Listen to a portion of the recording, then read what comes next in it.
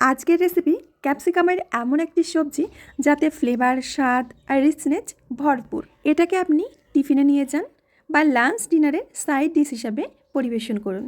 এই রেসিপি একবার খাবেন তো বারবার এইভাবেই বানাবেন। নমস্কার বন্ধুরা, আওয়ার ভিলেজ ফুড কুকিংয়ে আপনাদের অনেক অনেক স্বাগত। তাহলে আসুন রেসিপি শুরু করি। রেসিপি ভালো লাগলে অবশ্যই লাইক, কমেন্ট, শেয়ার করবেন। প্রথমে নিয়েছি ক্যাপসিকাম।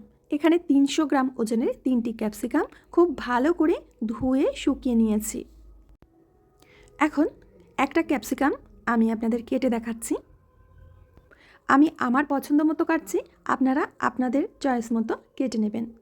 তো প্রথমে দুটো ভাগ করে এইভাবে লম্বা লম্বা করে ফালি দিয়ে নেব। তবে একটু সরু সরু পাতলা পাতলা করে কাটবেন, বেশি মোটা করে কাটবেন না। এই রেসিপিটা খেতে এতটা বেশি টেস্টি হয়, আপনি যদি দুটো রুটি খান তো এটা দিয়ে আপনি 4টে রুটি অনায়াসেই খেয়ে ফেলবেন, টেরই পাবেন না কখন খাওয়া হয়ে গেল। তো আমি এরকম লম্বা লম্বা ফালি করে কেটে নিয়েছি, আর ভেতরে বীজগুলো কিন্তু ফেলে দিয়েছি। কেমন? তো কাটা হয়ে গেছে। এখন একটা শুকনো ফ্রাই প্যানের মধ্যে দিয়ে দেবো 3 টেবিল চামচ মতো কাঁচা বাদাম। বাদামগুলোকে হালকা আঁচে ভেজে নিতে হবে। আর এর সাথে দিয়ে দেবো 3টি শুকনো লঙ্কা।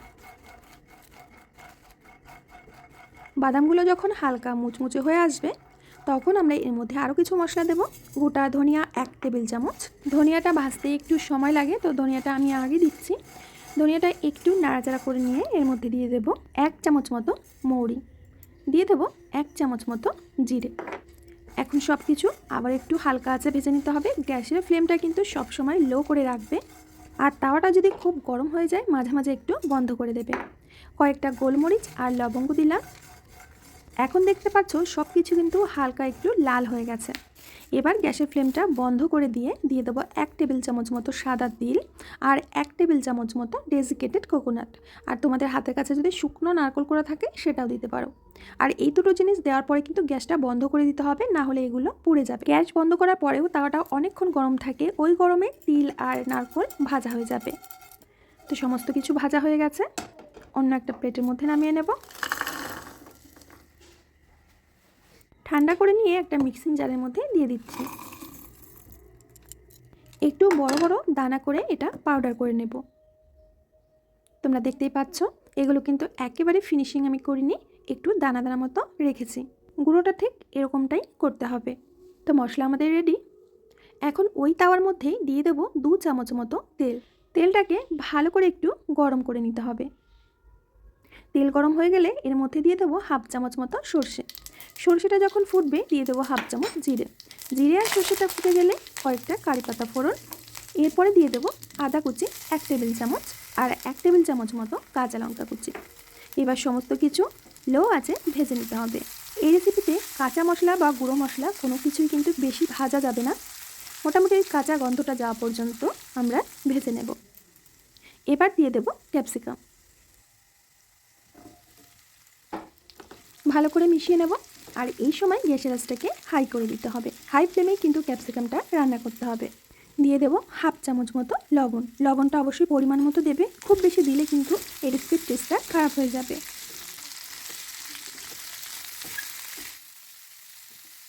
দিয়ে দেবো 1/2 চামচ মতো হলুদ। হলুদটা কিন্তু খুব বেশি পরিমাণে দেবে না, হালকা করেই দিতে হবে। আর এই রেসিপিটা ঝটপট 5 মিনিটের মধ্যে রেডি হয়ে যাবে। ফ্রাই প্যানে একটু লেগে লেগে যাচ্ছিলো, আমি 1 চামচ মতো তেল আরও দিয়ে দিয়েছি। আর এই রেসিপিতে ক্যাপসিকাম কিন্তু একদম গলিয়ে ফেললে হবে না, তাহলে টেস্টটা তোমরা ঠিকঠাক পাবে না। এখন দিয়ে দেবো গুঁড়ো করে রাখা মশলা। ওর মধ্যে 1/2 চামচ মতো লবণ দিয়ে খুব ভালো করে মিশিয়ে নেব, যাতে মশলার টেস্টটা ঠিকঠাক আসে। তো ভালো করে মিশিয়ে নিয়ে প্রথমে আমরা 3 থেকে 4 চামচ মতো দিয়ে দেবো। সবটুকু কিন্তু লাগবে না, আমার একটু মশলাটা বেশি হয়েছিল। খুব ভালো করে মশলাটা মিশিয়ে নেব। এখানে আরও 2 থেকে 3 টেবিল চামচ মতো মশলা আমি দিয়ে দেব। আবারও ভালো করে মিশিয়ে নেব। মশলা মেশানোর সময় গ্যাসের আঁচটাকে কিন্তু একেবারে লো করে রাখতে হবে। মোটামুটি ওই 1 থেকে 1.5 মিনিটের মধ্যে মিশিয়ে নিতে হবে। তারপর এখানে দিয়ে দিচ্ছি 1 চামচ আমচুর পাউডার আর ধনেপাতা কুচি। গ্যাসের ফ্লেমটা বন্ধ করে দিতে হবে আর খুব ভালো করে মিশিয়ে নিতে হবে। দারুণ স্বাদের ক্যাপসিকামের সবজি আমাদের একেবারেই রেডি পরিবেশন করার জন্য। আমি এখন একটা প্লেটের মধ্যে নামিয়ে নিচ্ছি। দেখতেই পাচ্ছ এটা দেখতে কতটা লোভনীয় হয়েছে। আর তুমি যখন এটা রান্না করবে এর সুগন্ধে সারা বাড়ি ময়ময় করবে, গন্ধতেই কিন্তু জিভে জল চলে আসবে। আমরা এই সবজিটা ডিনারে রুটির সাথে খেয়েছিলাম, আর কখন যে প্লেট ফাঁকা হয়ে গেছে আমরা নিজেরাই বুঝতে পারিনি।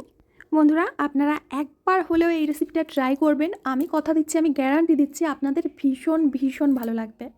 রেসিপি যদি ভালো লাগে প্লিজ একটা লাইক করবেন, ছোট্ট করে একটা কমেন্ট করবেন, আর বন্ধুদের সাথে শেয়ার করবেন। তো আমি আজ এখানেই বিদায় নেব, আবার আসবো নতুন রেসিপি নিয়ে। ততক্ষণের জন্য সবাই ভালো থেকো, সুস্থ থেকো, সকলকে সুস্থ রেখো।